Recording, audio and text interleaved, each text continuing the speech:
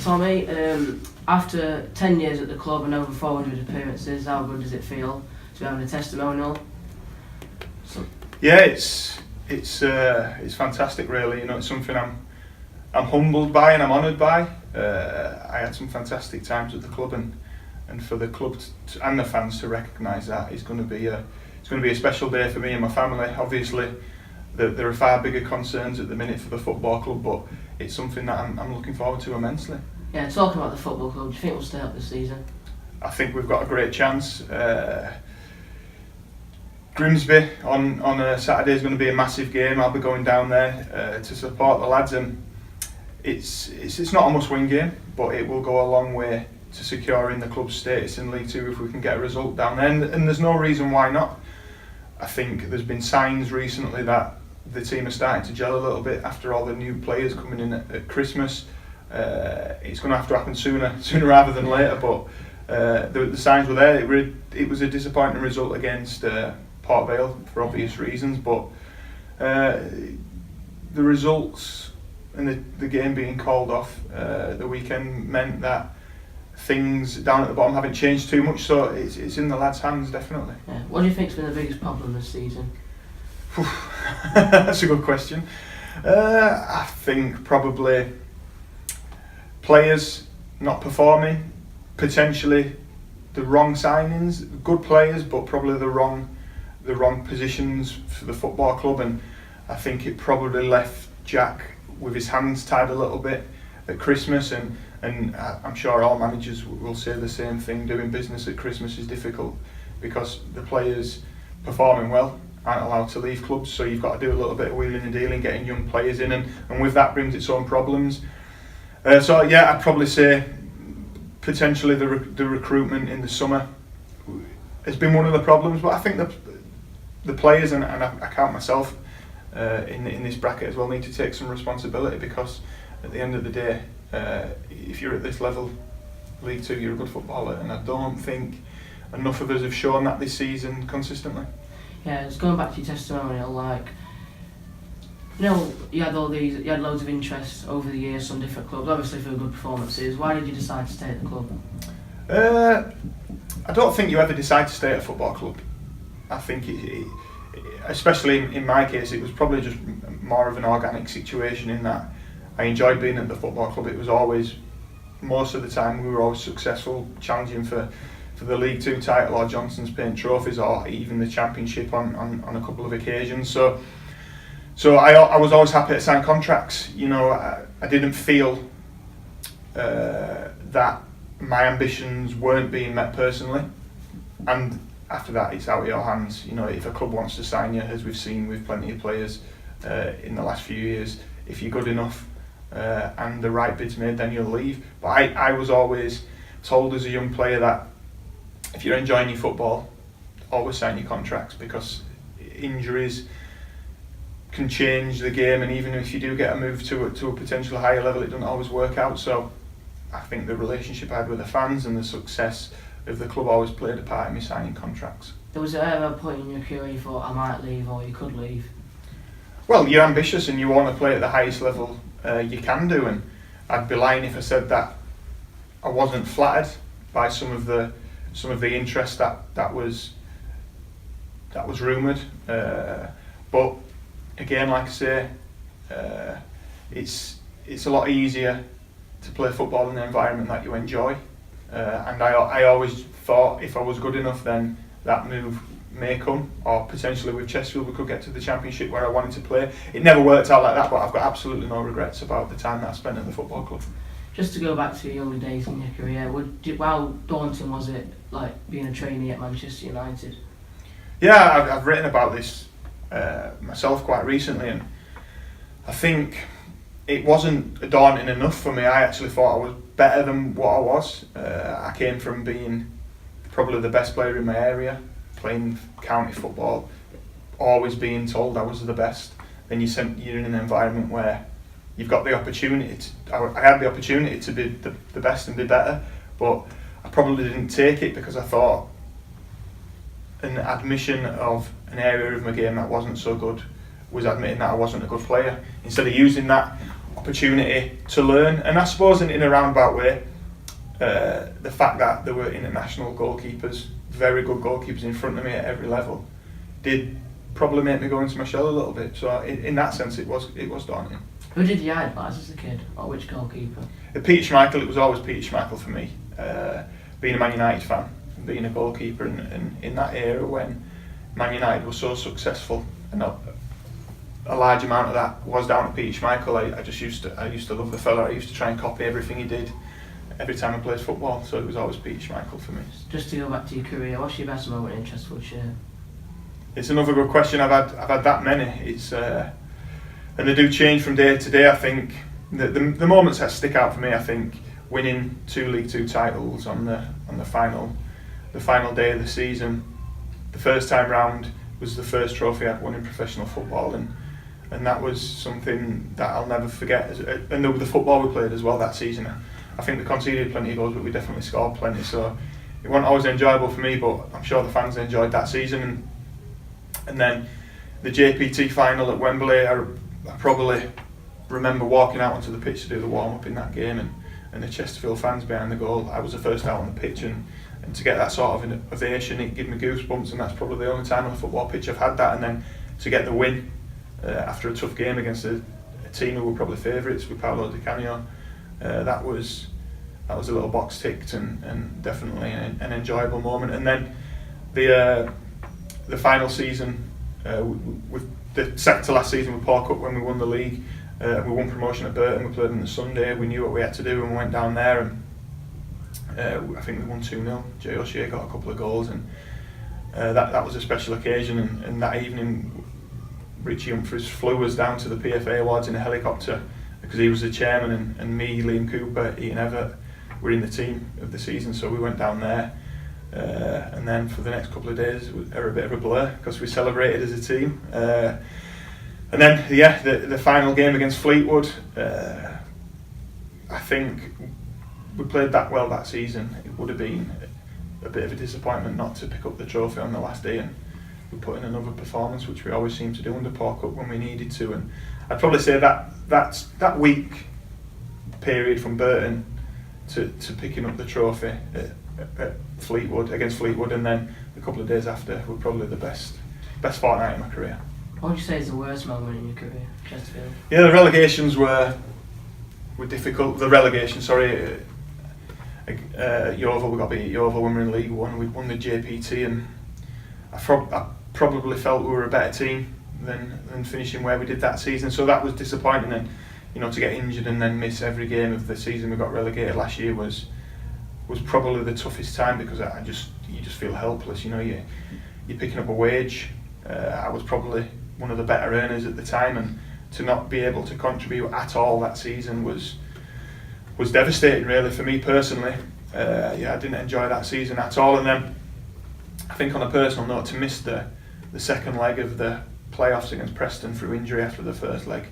I ruptured ankle ligaments in about the 70th minute of the first leg, and I pretty much knew that I'd be it. I carried on in the game. I was struggling, and then I had a scan the day after, and the surgeon said, "You've ruptured your ligaments. There's no chance you can play." And to put so much into a season like we did, and I felt I was probably playing the best football I played for the club in the run up to that playoff campaign, and then to be told I couldn't play, and I couldn't play. I could barely walk. It was devastating, and it's probably one of the few times that I've cried. Do you know what I mean? I was that upset about it, and unfortunately the lads couldn't get it done. But I think we definitely warranted championship football after that season.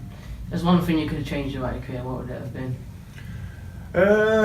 I don't think I'd change anything. I've got regrets.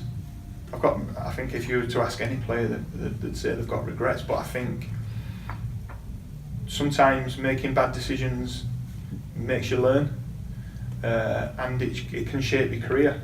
And I made plenty of bad decisions in my career, but I probably wouldn't change any of it, because if you'd have asked me at 18, 19, 20 when I got released from Man United, would I have such a successful time at a football club, I'd have said no chance. So I've cherished every moment of my career, even though I have made some mistakes.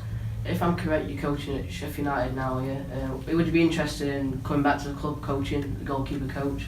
Yeah, absolutely. You know, I was fortunate enough to be offered the opportunity by Matt Duke, who was the former goalkeeper coach at Chesterfield, to go to Sheffield United, where he's the head of goalkeeping now. And I think while I'm doing my coaching badges, which I'm actually doing today with the lads up at Chesterfield, it was an opportunity that I thought, you know, I'm only going to learn, and I'm enjoying that. And you know, I'd love to come back and work for the football club one day. It is a special place to me, and I've had success, and I'd like to get the opportunity at some point in the future to come back.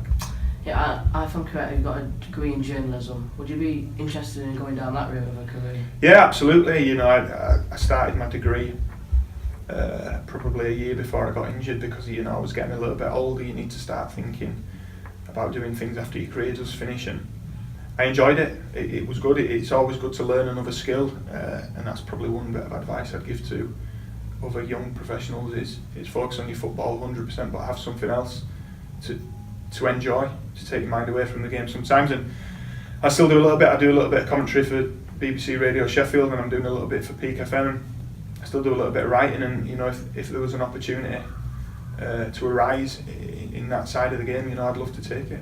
Yeah, if there's one bit of advice you could give to a goalkeeper, not in your situation, but in that kind of situation, what would you give to them? I think the biggest advice I can give to young goalkeepers and young players in general is take every opportunity you can to learn. Every opportunity, and don't see criticism as an affront to your abilities, because even the best goalkeepers have got inadequacies and weaknesses, and you've got to improve. You've got to improve as a young goalkeeper, because the moment you get to that point where you think you've cracked it, there's going to be someone better than you, hungrier than you, ready to take your spot. So take every opportunity to learn, ask people questions, learn from older players, take criticism, and if you constantly have that mindset, then even if it doesn't work out in the game, you can look in the mirror at the end of the day and say, well, you know, I tried my best. It's moving to England now. If you was England manager, what 3 goalkeepers would you take to the World Cup? That's a good question.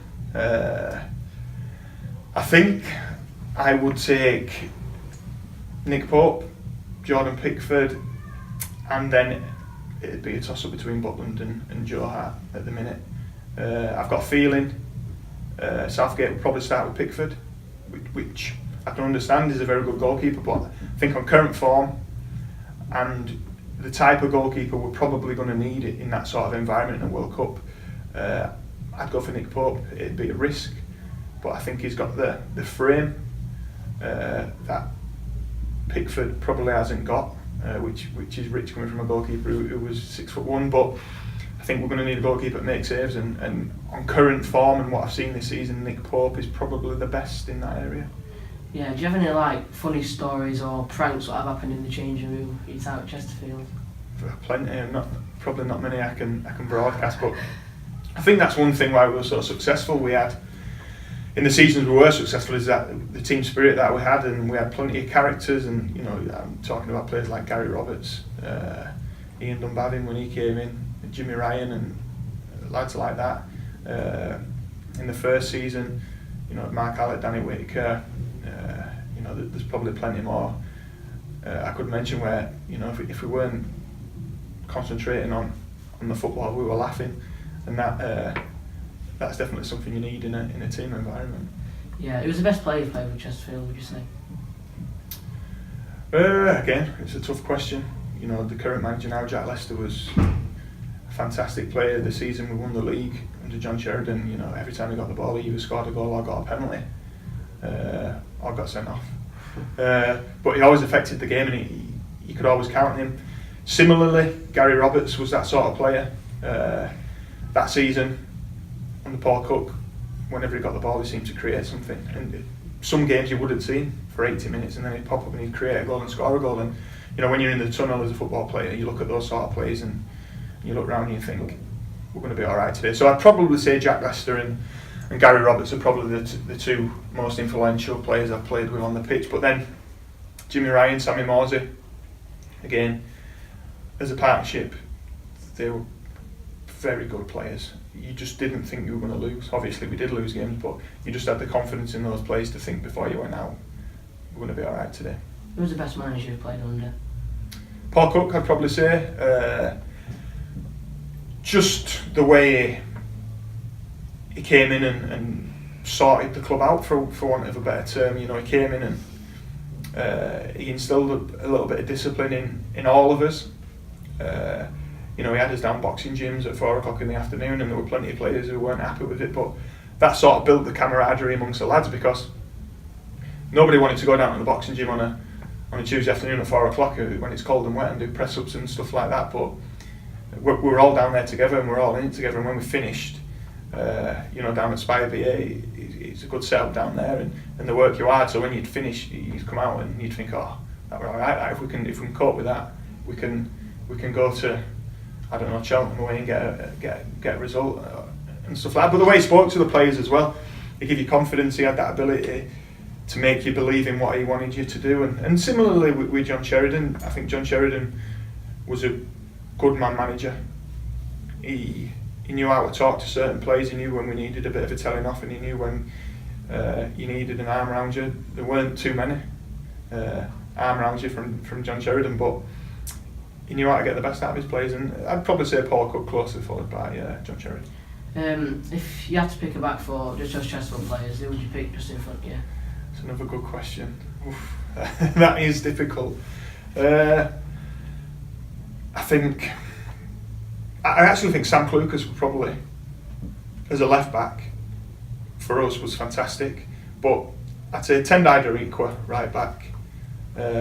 Although Jack Hunt was a good player. I'd say Tendai Dariqua, Ian Evatt, closely followed by Sam Hurd, but I'd go Ian Evatt, Liam Cooper, and then I'd say Drew Talbot left back, even though he can play right back.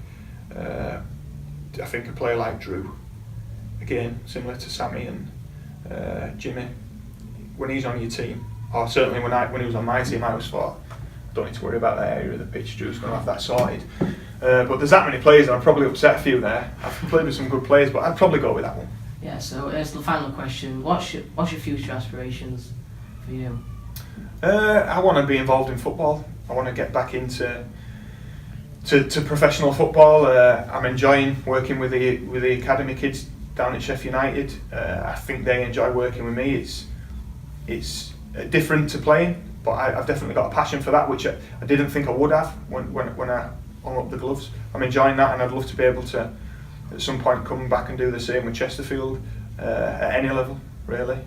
I'm gonna speak to this current setup at the minute, see if I can get down to the academy and do a little bit down there with the kids, and hopefully I can get back into professional football at some level. I definitely feel I've got a little bit of unfinished business with the game. You know, I didn't want to retire at 32 through injury. That unfortunately that's the way it happened, but I do feel like I can be a success as a coach. Thanks, Tommy. No worries. Thank you.